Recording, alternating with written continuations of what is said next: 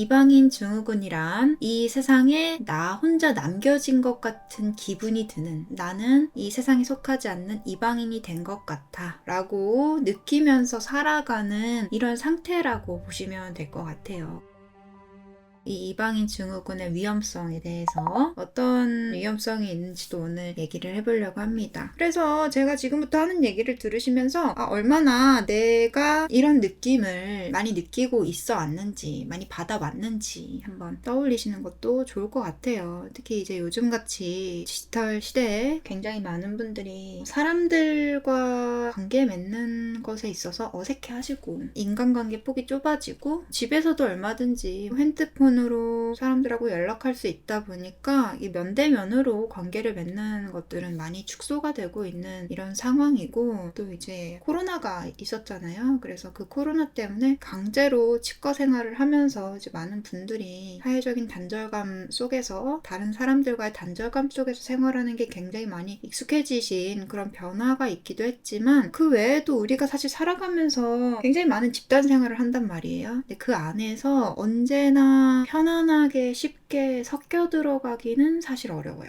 내 성향에 따라서 나와 맞지 않는 집단을 만날 수도 있고, 그것이 너무 치열한 환경이어서, 예를 들면 학원이라던가 학교라던가 직장이라던가 이런 식으로 경쟁을 해야 하고, 너무 다양한 성향의 사람들이 비좁은 공간에 이렇게 모여있는 곳은 사실 갈등이 일어나기가 굉장히 쉽고, 또 그 안에서 어떤 서열이 나뉘어질 수도 있는 거고, 또 그 안에서 어떤 문제가 생겼을 때 사람들끼리 서로 편을 갈라서 갈등을 이렇게 좀 심화시키는 일들도 벌어 있다 보니까, 사실 여러분들이 그 집단 내에서 상처를 받지 않기란 굉장히 어려운 일이겠죠? 그래서 오늘 이 수업은 모든 분들한테 필요하고 정말 모든 분들이 알아야 되는 내용이에요. 그렇지 않으면 착각에 빠지기 쉬워요. 어떤 착각이냐면, 나 혼자만 이런 감정을 느끼고 있구나 라는 착각이요. 그러니까 나 혼자만 이 세상에 속하지 못한 것 같은 이런 고독과 이질감을 느끼고 있는 건 아닐까라는 그런 불안감 때문에 더 힘들어 하시는 경우가 있기 때문에, 제가 이 자리에서 이렇게 면담을 통해서 확정해드리는 겁니다. 이방인 증후군은 누구나 어느 정도는 느끼고 있고 때때로 찾아옵니다. 한번 내가 빠져나왔다고 해서 다시 안 찾아오는 건 아니에요. 그래서 일단 이방인이라는 단어는 사전적으로는 뭐라고 나와 있는지는 모르겠지만 이렇게 생각하시면 됩니다. 내가 예를 들면 미국이라는 나라에 갔다고 해봅시다. 근데 그 미국이라는 나라에서 아주 많은 외국인들이 나와 다른 모습을 하고 있고, 나와 다른 언어를 쓰는 사람들이 막 걸어다니고 있을 거예요. 근데 그런 사람들 사이에서 여러분들은 이방인이라는 느낌을 받습니다. 나는 이 국가에 속하지 않은 사람이야. 나는 타인이고 방문객일 뿐이야 라는 느낌을 받습니다. 그래서 대표적으로 또 이렇게 예시를 들 수 있을 것 같아요. 나는 분명히 이 학교의 학생인데 이 학급의 분위기에 어울리지 못하고, 이 친구들하고 친하게 지내지 못하고, 내가 전학 온 지 얼마 안 돼서, 또는 내가 친구가 없어서 은따여서 이 안에 소속감을 느끼지 못하는 상태에서 그들끼리 화기애애하게 어울리면 어쩔 수 없이 스스로가 이방인이라는 느낌을 받게 된다는 거예요. 그래서 사실 우리가 있는 공간이 우리 마음에 쏙 들고, 우리에게 어떤 에너지를 공급해주고, 우리와 친밀감을 이렇게 나눌 수 있는 상황이라면 모르겠는데, 그렇지 않은 경우들이 훨씬 많습니다. 그래서 이런 이방인 증후군이 자꾸만 생겨날 수밖에 없는 상황이에요. 그러면 이방인 증후군은 언제 더 많이 발생하게 될까요? 그러니까 언제 더 많이 느끼게 될까요? 첫 번째로 낯선 곳에 방문했을 때 많이 느낍니다. 근데 여행을 가는 경우는 조금 예외적이에요. 오히려 그런 이방인으로서의 그 느낌을 만끽하기 위해서 여행을 가는 경우도 있기 때문에, 여행을 갈 때는 갑자기 가족들 생각이 나고 외롭고 이런 느낌도 있을 수 있겠지만, 그 느낌보다는 오히려 낯선 곳에 내가 온전히 타인으로서, 방문객으로서 그곳을 방문했기 때문에 느낄 수 있는 신비로운 이질적인 느낌을 즐기려고 여행을 가는 분들이 굉장히 많고요. 대부분 그래서 어쨌든 간에 낯선 곳에 방문을 하면 이 이방인 증후군이 조금 더 많이 유발이 되고요. 그리고 또 낯선 사람들 사이에서도 또 이런 느낌이 들 수 있습니다. 한마디로 소외감이라고 또 표현할 수 있는데, 낯선 사람들 사이에서도 느끼기도 하지만 낯선 사람들 사이에 있는데 그 사람들이 나 빼고 자기들끼리 친한 경우에 또 더 선명하게 이방인 증후군을 느낄 수 있습니다. 자, 그러면 여기서 한 가지 간단하게 추리를 할 수 있는 게 바로 나와 세상이 너무 다르다고 느낄 때 이 이방인 증후군이 더 심해진다는 거예요. 그럼 꼭 내가 낯선 곳에 가지 않아도, 낯선 사람을 만나지 않아도 이런 이질적인 느낌이 더 극대화되는 상황이 있습니다. 즉, 나와 취향이 같지 않은 사람들 틈바구니 속에 있을 때, 나와 생각이 다른 사람들 틈바구니 속에 있을 때, 나와 가치관이 다른, 나와 예의의 기준이 다른, 나와 유머 코드가 다른, 나와 경험이 다른, 즉 공감대 형성이 되지 않는 사람들 사이에서는 이런 이방인 증후군의 증상을 더 심하게 느낄 수가 있다는 거예요. 그러다 보니까 내가 나와 비슷한 사람들과 어울리는 공간에선 그나마 이 느낌이 덜한데, 조금이라도 나와 다른 사람들끼리 모여있는 공간에 나 혼자서 섞여 들어가고 있지 못하는 상황에서는 언제든지 이런 이질적인 느낌이 들 수가 있다는 거예요. 이때 여러분들한테는 두 가지 선택지가 있습니다. 첫 번째, 섞여 들어갈 것이냐? 두 번째, 계속 이질적인 분리되어 있는 상태를 유지할 것이냐? 그때 많은 분들이 섞여 들어갈 용기를 내지 못하는 경우들이 많습니다. 말주변이 없거나 낯을 가린다던가, 아니면 좀 자포자기하는 마음을 가지시는 분도 있어요. 이미 저 사람들끼리는 서로 알게 된 지 되게 오래됐기 때문에 내가 끼어들 자리가 없을 거야. 이미 저 사람들은 나에 대해서 좋게 생각하는 것 같지 않아. 내가 노력해봤는데 과거에 노력했지만 섞여들 수 없었던 그런 안 좋은 경험이 있어서 다가가기 어려워.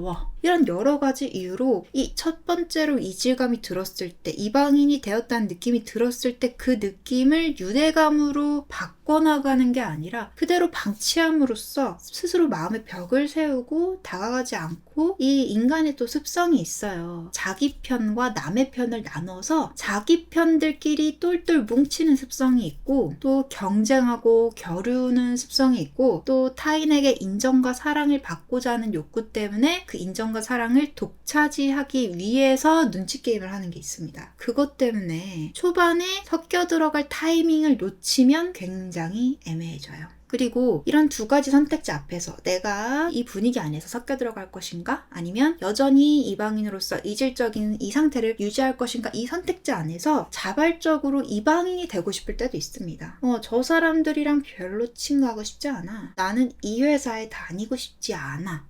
나는 이 영화 재미없어. 이 영화를 좋아하는 사람들 사이에서 수다 떨고 싶지 않아. 이런 식으로. 그래서 사실 이 세상에 다양한 성향을 가진, 다양한 성격의, 다양한 나이대, 다양한 능력치를 가진, 다양한 입맛을 가진 사람들이 이렇게 많은데 이방인 증후군에 시달리지 않는 사람이 한 명이라도 있겠어요? 한 번쯤은 특히 자신과 결이 맞지 않는 사람들이 모여있는 곳에서는 느낄 법하다는 거죠. 근데 문제는 어딜 가도 그런 느낌을 받는다는 게 문제인 거예요. 왜냐하면 제가 이렇게 차근차근 설명해드려서 이방인 증후군이라는 게 생각보다 별거 아니구나, 그냥 나와 다른 그런 특징을 가진 공간 속에서 내가 스스로 관계를 맺지 않고 분위기에 섞여 들어가지 않았기 때문에 내가 느끼는 그런 이질감이구나 라고 생각하면 너무 쉬운데, 너무 간단한데, 내가 이 안에서 환영받지 못한 것 같아 라는 착각으로 발전이 되어서 충격을 받고 상처를 받는 분들이 굉장히 많다는 거죠. 그리고 그런 경험들이 지속되다 보면 결국에는 어떤 식으로 생각이 흘러가냐면, 원래부터 사람들은 나를 싫어해. 나는 원래 사람들과 어울리는 게 어렵고 힘든 사람이고, 원래 사람들은 언제나 나한테 관심이 없었어. 언제나 난 외로웠어. 누구라도 나를 이해할 수 없을 거야. 이런 믿음이 생겨버린다는 거예요. 이런 믿음이 생김으로써 그 이후에 나와 결이 비슷한 사람들을 만나게 되더라도 선입견이 생겨버리는 게 문제입니다. 그리고 나와 결이 비슷한 사람만을 만날 수는 없어요, 살아가면서.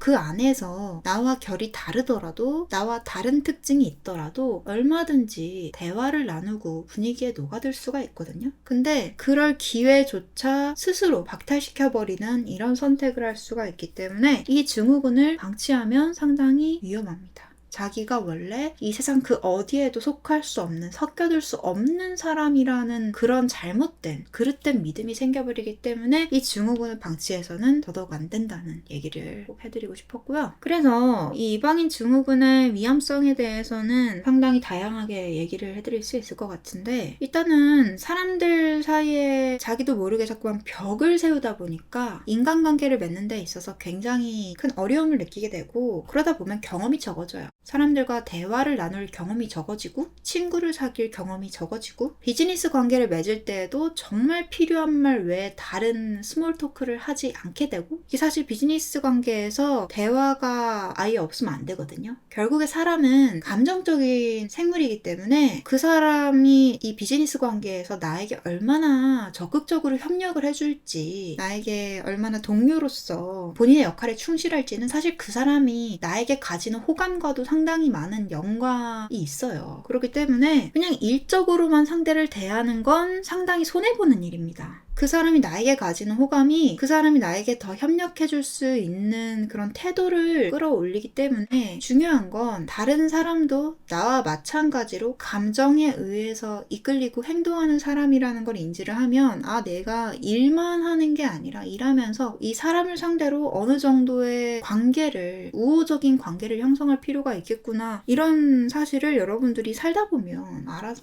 깨닫게 될 거예요. 근데 그런 것들을 다 떠나서 일단 기본적으로 내가 아르바이트를 하거나 회사를 다니는데 인간관계 때문에 회사 생활이 어렵고 알바 생활이 어렵고 학교 생활이 어렵다, 그럼 이건 오히려 득이 되는 게 아니라 지장이 되는 거거든요. 이런 식으로 이 사람과 사람 사이의 관계를 맺는 연습을 하는 게 본인의 커리어에도 본인의 생계활동에도 굉장히 큰 영향을 주는데, 그런 것들에 있어서 벽이 세워지면 일단 시도 자체를 안 하게 되고 최소한만 하게 되면서 연습을 안 하게 돼요. 그리고 연습을 안 하게 되면 시행착오를 겪을 그런 경험이 줄어들게 되니까 본인만의 경험이 줄어들면서 굉장히 서툴게 됩니다. 내가 일을 하면서 정말 필요한 말을 하는 데 있어서도 버벅이게 되고, 오해가 생기게 되고, 불필요하게 미움을 받게 되고, 따돌림을 경험할 수도 있게 되고, 이 분위기를 파악하는 이 눈치를 키우지 못하고 이 감을 잡지 못하면은 집단생활, 가정을 꾸리는 것, 연애하는 것, 친구를 만드는 것, 그 모든 것들에 있어서 정말 많은 어려움을 겪게 되는 거예요. 그래서 경제활동을 하는 것도 당연히 불편해질 것이고, 사람들을 만나는 모든 자리가 불편해지면서 그 안에서 오히려 스트레스를 받는 그런 사건, 사고들을 자기도 모르게,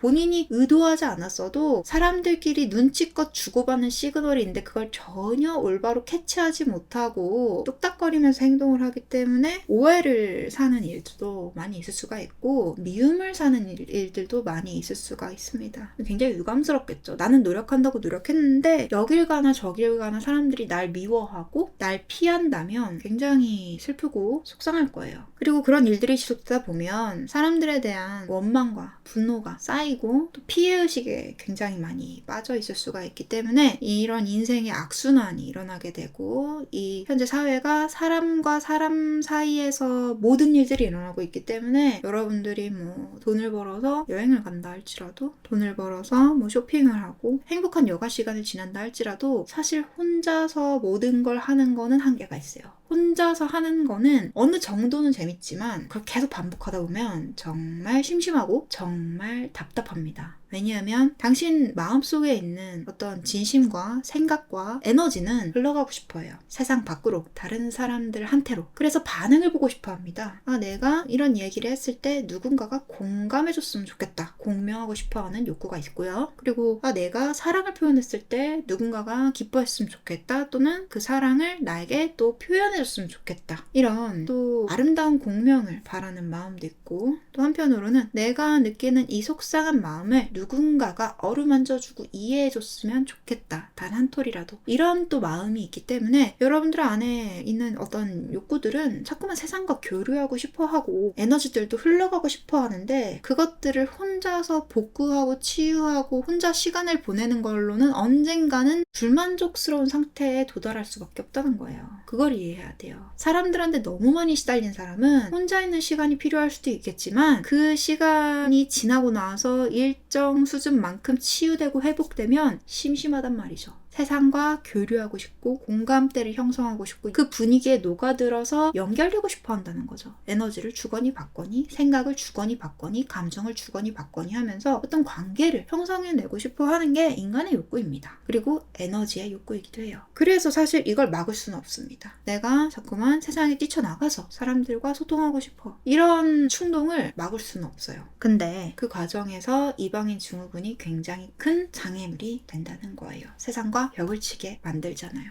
자, 그러면 이제 이게 한 가지 방법만으로는 절대 이 증후군을 타파할 수 없어요. 이게 한 가지 원인 때문에 발생한 게 아니에요. 내가 속한 사회와 내가 너무 달라서 일어나는 이질감을 방치하고 그로부터 불건강한 고정관념이 생겨서 발생하는 증후군이기 때문에 내가 남들과 달라지거나 내가 세상과 달라지면 무조건 생겨요. 그래서 제 이 판도라의 모든 교육 자료들을 보고 성장하시는 모든 분들은 사실 비범해지는 길을 걷고 있고 보통의 사람들은 알지 못하는 치유의 길, 성장의 길, 영혼과 소통하는 길, 감정을 치유하는 길을 걷고 있기 때문에 사실 남들과 달라질 수밖에 없어요. 그게 당신을 편안하게 만들어주고 당신을 행복하게 만들어주고 당신을 특별하고 비범하고 인기 있는 사람으로 만들어주는 아주 좋은 치트키라고 할지라도 결론적으로는 달라졌기 때문에 가끔씩 그런 생각이 든단 말이지. 아, 왜 내가 알고 있는 이것들을 사람들이 몰라서 왜 이렇게 나는 답답한 상황을 지켜봐야만 하는 거야. 답답해 죽겠네. 왜 이걸 모르는 거야. 나도 열심히 강의 듣고 나도 열심히 정화하고 명상해서 열심히 치유했는데 왜 다른 사람들은 스스로 그걸 하지 않고 남들한테 뒤지적거리 해달라고 저러고 민폐를 끼치고 다니는 거야. 난 배워서 아는 것들을 왜 저들을 배우지 않고 왜 답답하게 구는 거야. 한심해. 같아지고 싶지 않아. 네, 여러분들은 자발적으로 이방인이 되기를 자청하게 될 거예요. 비슷해지고 싶지 않을 거예요. 그러면서 때때로 이런 생각을 하겠지. 아, 그래도 조금 쓸쓸하다. 또는 아니, 내가 더 많은 걸 알고 있어서 섞여 들어가지 못하는 건데 왜 내가 더 많은 걸 알고 있다는 걸 못 알아채는 거지? 왜 저런 유치한 우월감을 느끼면서 자기들끼리 서열을 매기는 거지? 왜 더 현명하게 성숙하게 생각하지 못할까? 자, 이 이방인 증후군이라는 건요, 꼭 의식 성장을 하지 않더라도 도덕적인 기준이 너무 높거나 너무 많은 걸 알고 있으면 그 많은 것들을 모르는 사람들 틈바구니에서 또 다른 그런 이질감을 느끼게 되기 때문에 사실은 정말 이 세상의 다수의 사람들의 평균적인 상태에 속하지 않으면 언제나 느낄 수가 있어요.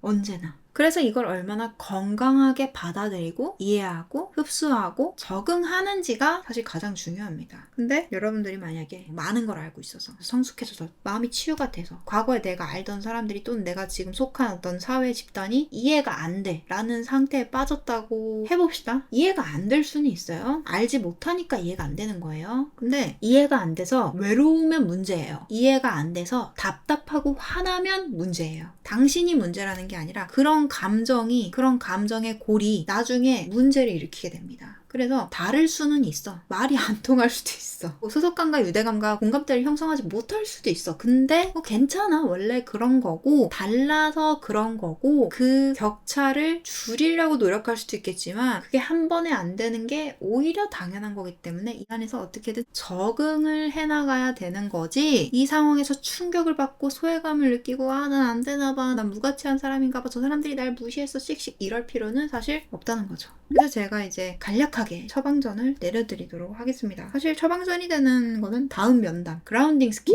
즉 이 사회에, 인간 사회에 에너지적으로 연결된 듯한 느낌을 받는 에너지적인 처방전이 있어요. 정말 절대적이고 아주 강력합니다. 이 처방전을 다음 면담 때 얘기를 해드릴 거고요. 오늘은 트라우마 치유에 기반한 처방전을 좀 드릴까 해요. 그러니까 즉 내가 살면서 경험했었던 그런 이질적인 상황들, 즉 내가 스스로 스스로 나는 좀 배척받고 있어. 나는 섞여 들어가고 있지 못하니 나는 이방인이야 라고 느꼈었던 그런 경험들 있잖아요. 특히 가족들 내에서 학교 생활하면서 회사 생활하면서 친구들 사이에서 그렇게 느꼈었던 경험들을 최소 5가지 많을 거예요. 근데 생각보다 진짜 별거 아닐 거예요. 예를 들면 이런 기억일 수도 있어요. 어렸을 때 엄마 아빠가 나한테 자꾸 너는 엄마 아빠를 하나도 안 닮았다. 넌 다리 밑에서 주웠다라고 놀리고 동생한테 사탕을 한 개 더 줬던 기억. 이런 정말 별것도 아닌 누가 봐도 그냥 애들 놀리려고 하는 장난 같은 그런 기억 속에서도 그게 자꾸 누적되었을 수가 있어요. 그래서 특히 어렸을 때의 기억은 별거 아닌 거여도 감정적인 데미지와 그 고정관념이 확 박혀있을 수가 있기 때문에 그래서 최소 5가지 정도는 이번 테스트에서 60점 이상 점수 나온 분들은 최소 5가지 이상의 스스로가 이방인이라고 살면서 느꼈었던 기억들을 적어보고 트라우마 치유를 진행해보시는 게 좋을 것 같아요. 트라우마 치유는 제가 전에 영혼학교 강의를 진행한 적이 있고 클립본으로 영상을 올린 적이 있습니다. 트라우마 치유 핵심 포인트라고 해가지고 클립본으로 유튜브 채널에 올린 영상이 있기 때문에 그거 참고하셔가지고 치유를 해보세요. 그래서 그 기억 속에 있는 과거의 나를 만나서 그 과거의 나한테 이렇게 물어보면 됩니다. 하나가 더 추가돼요. 그 기존 트라우마 방식에서. 왜 그렇게 외로웠냐라고 물어보세요. 왜 사람들이 널 싫어한다고 생각했니? 자, 그렇게 물어보면 미주알 고주알 얘기를 할 거예요. 1년 전에 여러분들일 수도 있고 유년 시절에 여러분들일 수도 있겠지만 그렇게 얘기를 하면 들어주세요. 들어준 다음에 이렇게 얘기하면 됩니다. 첫 번째로, 그래, 정말 네 말대로 저 사람들하고 네가 다를 수가 있어. 그래서 네가 너무 외롭고 이해받지 못한 느낌이 들 수가 있어. 근데 나는 아니다. 네가 과거의 모습이고 내가 너의 미래잖아. 그러니까 너랑 나는 하나잖아. 그래서 나는 너를 이해해. 난 네가 어떤 마음을 느꼈는지 알아. 난 네가 얼마나 슬프고 속상하고 외롭고 수치스럽고 두려웠는지 알아. 그래서 난 널 이해하고 우리는 비슷하지 않니? 우리는 이 마음은 같잖아. 너와 나의 진심, 행복해지고 싶다, 치유되고 싶다, 인정받고 싶다, 사랑받고 싶다, 이런 너와 나의 이런 속마음은 같잖아. 그러니까 우리는 동류야. 이런 식으로 그 기억 속의 나와 지금의 내가 연결되는, 동질감을 느끼는 그 과정을 최초로 진행해주고요.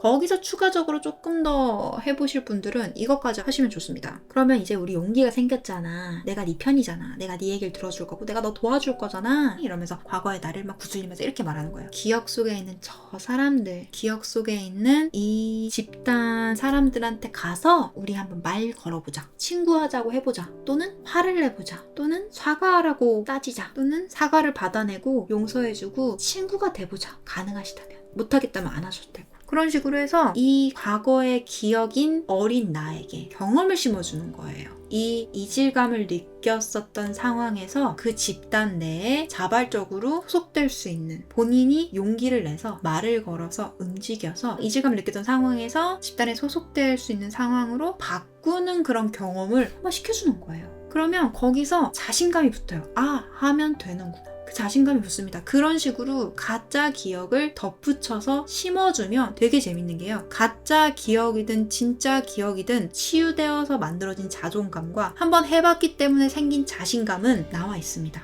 가짜로 기억을 마무리 짓고 바꾸고 조금 뒤틀었는데 현재의 내 마음속에 자존감과 자신감이 생긴 거예요.